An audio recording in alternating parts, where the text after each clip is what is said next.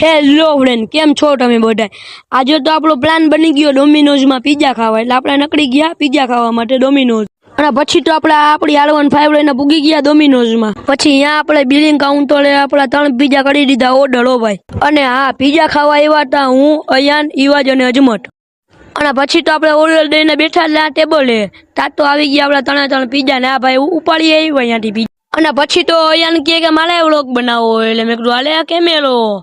અને પછી તો આપણે ખોલી નાખ્યા આપણા પિઝા ખુલી ગયા હતા ને પછી તો આપણે બધા પિઝા ઠૂસવાય માંડ્યા હતા. પછી તો બીજા ખાઈને આપણે નકળી ગયા બાઈને ને આપણે ડોમિનોઝ ના ટીશ્યુ પેપર થી કરી લીધું આપણું મોઢું હાફ. અને પછી તો આપણે ડોમિનોઝ માં કરાવી લીધા ઘર માટે પિઝા પાર્સલ.